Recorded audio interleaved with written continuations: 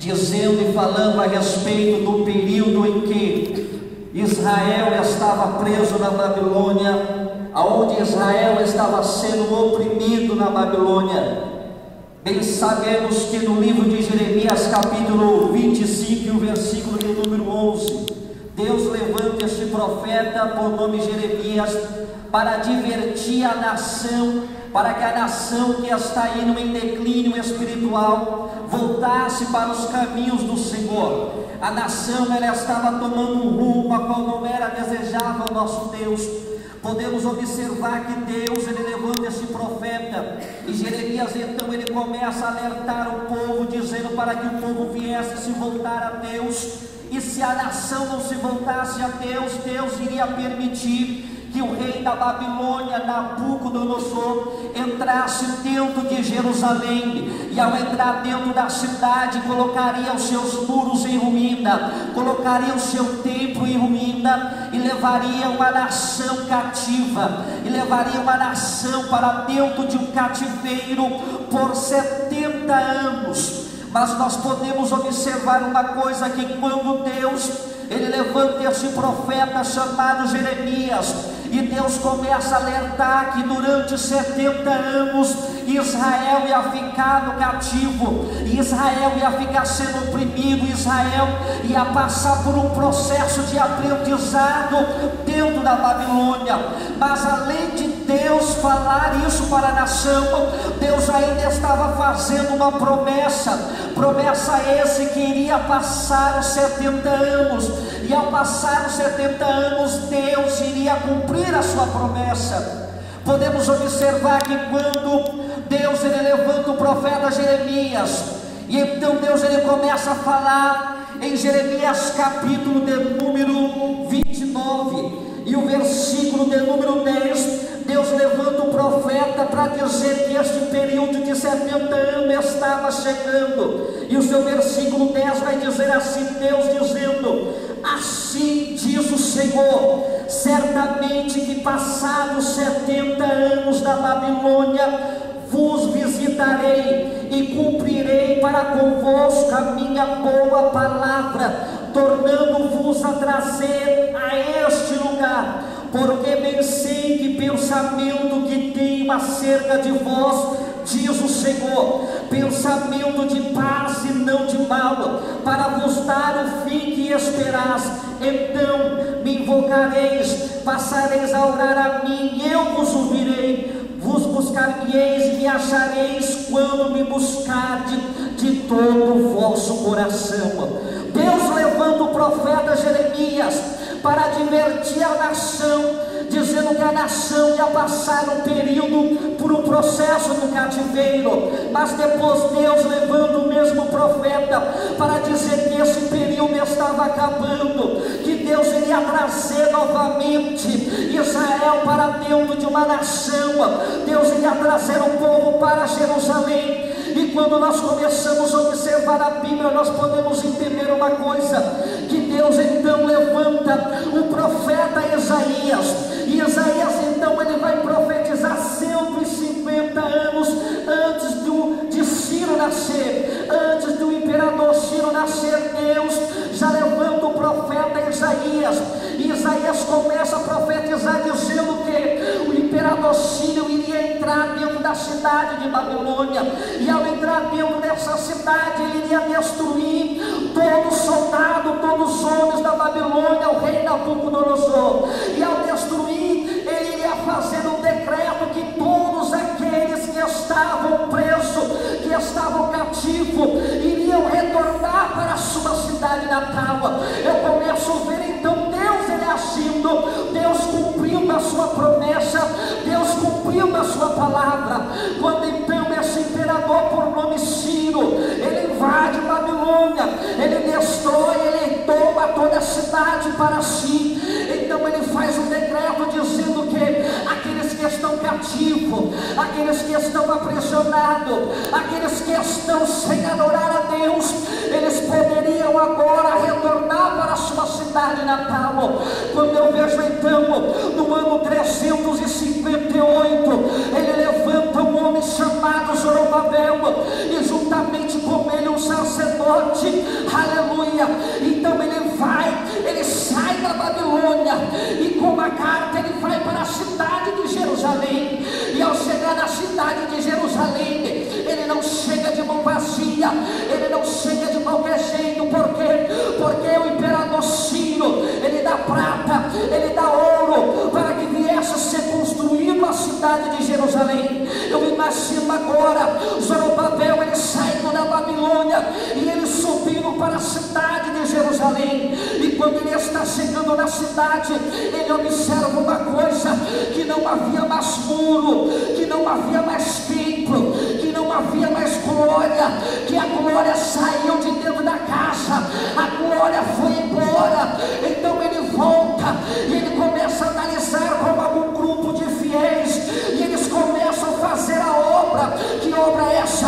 Eles começam a construir um altar, eles começam a trabalhar na obra, eles começam então a construir. Mas a Bíblia vai dizer que dentro da cidade de Jerusalém haviam pessoas que eram opositoras daqueles que estavam fazendo a obra. Você bem sabe que o diabo não gosta daquele homem que prega, daquela mulher que prega, daquele homem que vai à igreja, daquela mulher que vai à igreja, quer verificar com raiva, quer verificar com oposição. É você estar dentro da igreja e dizendo glória, é glória, é glória. Aí ele se levanta, e quando ele não se levanta, ele levanta pessoas para poder te apontar, para poder te julgar. Mas nessa noite Deus manda dizer uma coisa: que foi Ele que te chamou, que foi Ele que te escolheu, e a obra de Deus não pode parar.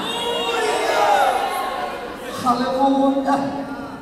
Eu imagino Zorobabel entrando dentro da cidade, ali alguns fez com ele, e eles começam então a fazer a obra. E alguns samaritanos que existiam dentro de Jerusalém começavam a observar o que eles estavam fazendo. E quando eles estavam trabalhando na obra, eles começaram a lançar palavra de desânimo, eles começaram a jogar palavras que viessem entristecer o povo, para que o povo tirasse a mão do arado, para que o povo tirasse a mão da obra, para que o povo parasse a obra.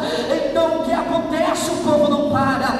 Então os samaritanos enviam carta, aleluia, para o imperador, dizendo que eles não podem reconstruir, a cidade não pode reconstruir, o templo não pode voltar. Por quê? Porque eles estavam dizendo uma coisa: se eles crescerem novamente, eles vão se rebelar, eles não vão pagar imposto, eles não vão dar a sua contribuição para o império. Quando eles não conseguem, então eles começam a jogar palavra, e essas palavras começam a entrar no coração daqueles que estão fazendo a obra. A palavra começa a entrar, a seda começa a entrar. Então o povo que estava com a mão na obra, eles começam a se distanciar, eles começam a voltar, eles começam a renunciar. Zorobabel olhando, e ele analisando e vendo que o povo está tirando a mão da obra. E quando o povo passa, aleluia, não está na obra, desanimado, triste, abatido.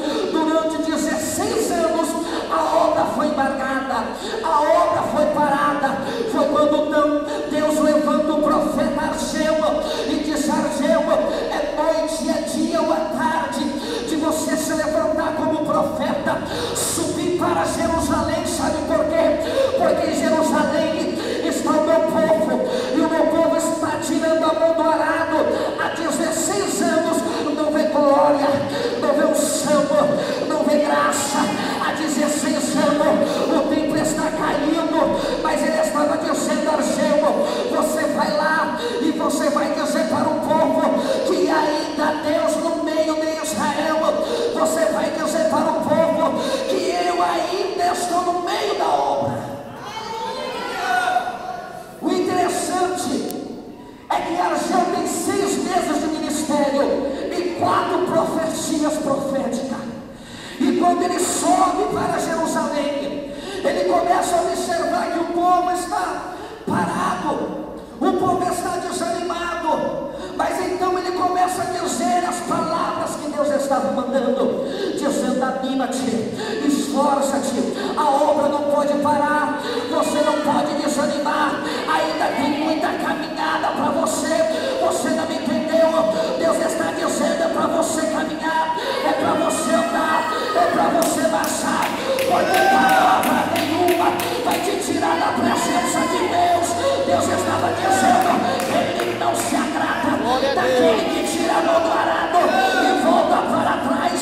Quando eu observo Ageu dizendo: ei, vocês viram a glória que era no passado, vocês viram a glória que era no passado, porém Deus manda dizer uma coisa, que a glória vai voltar para dentro do templo, e quando a glória voltar, você vai ver que a glória da segunda casa, ela será maior do que a da primeira.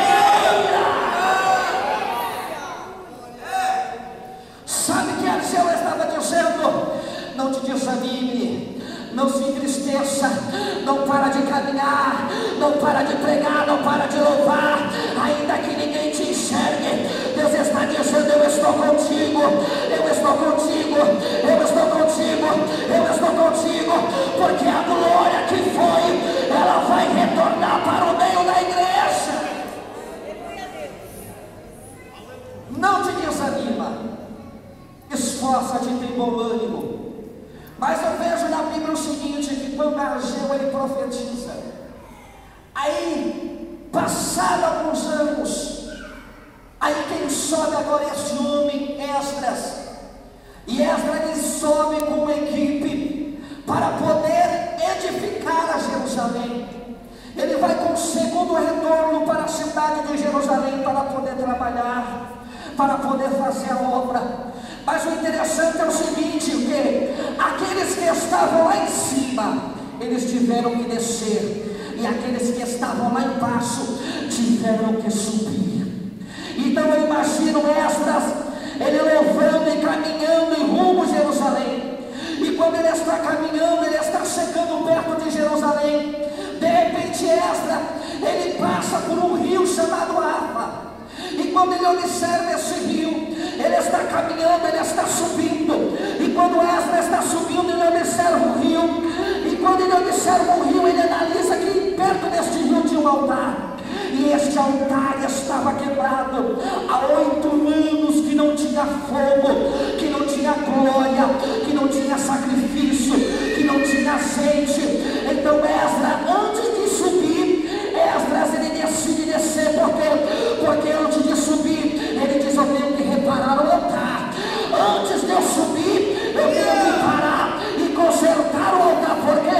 Porque altar quebrado não pode subir, altar de consertado não pode subir. Mas Deus estava dizendo: Esdras, antes de subir, antes de você ser empurrado, tem uma coisa, desce e conserta o altar, porque quando você subir, ninguém vai te impedir. Sabe o que Esdras faz? Ele chama o povo, e ele observa que o altar há 8 anos não tinha glória, há 8 anos não tinha sacrifício, porque os primeiros que passaram construíram o altar, mas depois passou dias, anos, e esse altar ficou derrubado. Aí Deus estava dizendo: Esdras, o altar precisa ser aceso, o altar precisa receber unção, o altar precisa receber azeite, o altar precisa ser reconstruído. Sabe por quê? Porque eu quero ainda encher esse altar de glória, eu quero encher esse altar de poder, eu quero trazer a esse altar a glória que disseram que foi embora. Mas tem uma coisa, quando Esdras ele observa o rio Ava e ele observa o altar, eu imagino Esdras caminhando, aproximando do altar, e ele olha para dentro do altar e ele observa uma coisa, que dentro do altar tem cinzas, dentro do altar tem cinzas. Mas ele, como sacerdote, ele sabe de uma coisa: se ele reunir todo o arraial em volta do altar, as cinzas não podem permanecer. Sabe por quê? Porque cinzas é coisas do passado, e Deus estava dizendo: será tudo novo.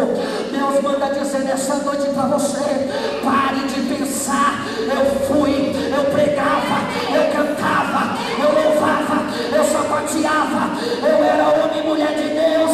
Deus manda dizer: ei, deixa a cinza do passado para trás e veja a glória do presente na sua vida. É cinzas têm que ser jogadas fora. Aí eu imagino esta dizendo assim para o povo: olha, antes de nós subir, nós vamos descer. Está vendo, esse altar está quebrado, 8 anos não tem glória, mas não tem problema. Vamos ficar em volta deste altar, o arraial todo em volta do altar.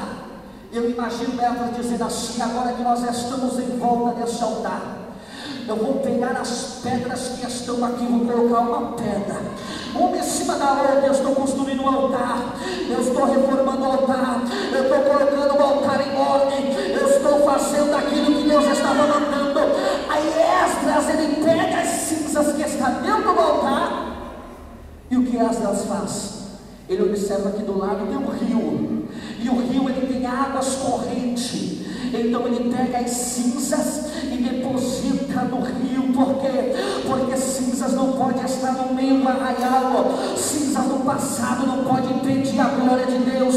Então ele deposita essas cinzas do passado. E eu observo uma coisa na Bíblia Sagrada, no livro do Salmo, de número 46, o versículo 4 diz: há um rio cujas correntes alegram a cidade de Deus, o santuário da morada do Altíssimo. Deus está no meio dela e não será abalada ao romper da manhã. O Senhor dos exércitos está conosco, o Deus de Jacó é o teu refúgio. Sabe o que faz as cinzas ir para longe? É você deixar o rio de Deus descer nessa noite sobre a igreja e levar essas cinzas, essas mágoas, essas feridas, essas pedradas para o passado. Porque Deus está dizendo: quem vive de passado, quem sabe pode ser o teu, mas Deus está dizendo que a glória ela tem que voltar, a glória tem que voltar, a glória tem que voltar para dentro do templo. Mas tem uma coisa que Esdras faz, que vai confirmar aquilo que o pastor Marcos falou. Esdras faz assim: olha, nós reunimos o arraial em volta do altar, pegamos as cinzas, colocamos no rio, e este rio levou as cinzas para longe. Mas tem uma coisa, ele fala assim: olha, para nós santificar este altar, a primeira coisa que precisa é jejum. Não é de qualquer maneira que santifica o altar. Para santificar o altar tem que ter jejum. A primeira coisa é santificação com Deus. Para o altar estar de pé tem que ter santificação com Deus. Aí ele diz para o povo: olha, santificai, jejuai. E agora a segunda coisa é oração. Tem que ter jejum, tem que ter oração. Aí Josafá ele diz assim: olha, reuniu o povo para que o povo viesse buscar a Deus, consagrar, orar, porque Deus iria trabalhar. Aí vem a resposta de Deus para o povo: esta peleja não é sua, esta peleja ela é de Deus.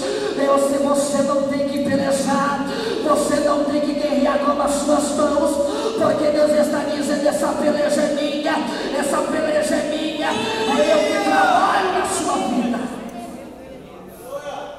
Observe que tem que ter jejum, observe que tem que ter oração. E a terceira coisa que Esdras faz, tem que ter cara no pó. Além de jejum, além de oração, tem que se humilhar diante do altar do Senhor. Ele estava dizendo para o arraial: não adianta ter jejum e não ter oração e não ter cara no pó. Não adianta, não adianta. Ele está dizendo: os três têm que andar junto. Jejum, ora e cara no pó. Sabe por quê? Porque a glória vai voltar para dentro do templo. A glória A glória tem que voltar para dentro do templo. Para de pensar que você outrora era uma pessoa importante, mas agora todos te esqueceram, todos te abandonaram. Deus manda dizer assim: olha, cadê aquele vaso aonde eu derramo glória, aonde eu derramo azeite, aonde eu derramo unção? Ei, pensas tu que eu não estou te vendo?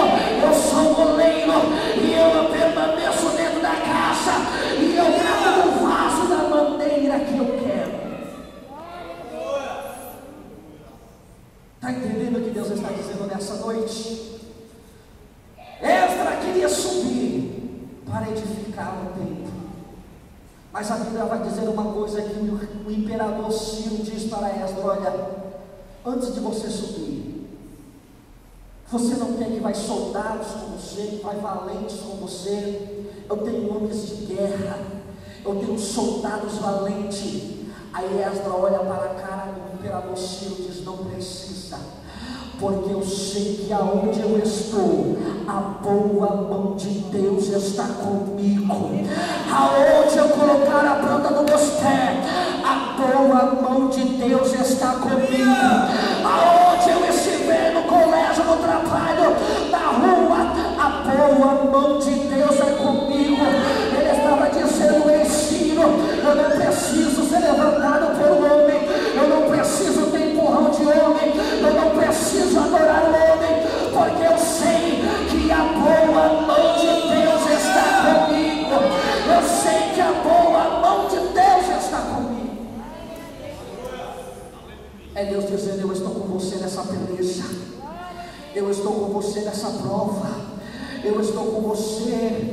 Ainda que você olhe para dentro da sua casa e você diz: Senhor, eu não acredito mais no meu ministério, eu não acredito mais na minha chamada, mas Ele manda dizer: aguarda mais um pouquinho, ei, espere mais um pouquinho, porque aquele que subiu antes de você, ele vai ter que descer, porque foi levantado pelo homem, mas a boa mão de Deus, ela vai te levantar, ela vai te levantar, ela vai te levantar, e você vai subir, e a glória de Deus vai vir sobre a sua vida.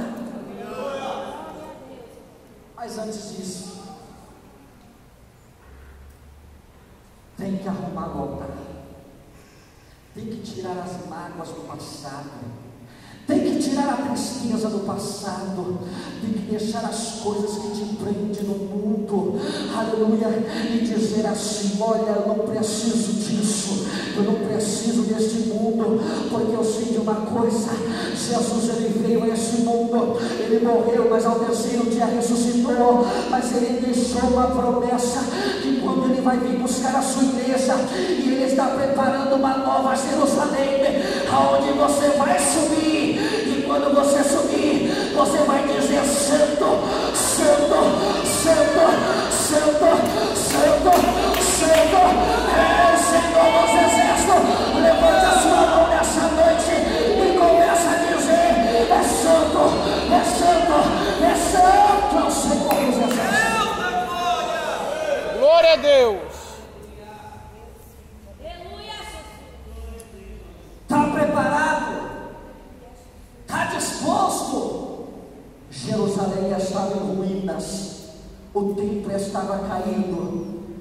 Esdras subiu, mas ele não subiu de mão vazia, porque ele subiu carregando ouro, ele subiu carregando aquilo que o imperador deu para ele. É Deus dizendo para você: você não vai subir de qualquer jeito, porque quando você subir, as pessoas vão olhar para você e vão dizer: é ela mesmo, é ele mesmo, e vão ter que olhar para você e falar: é ele, é ela.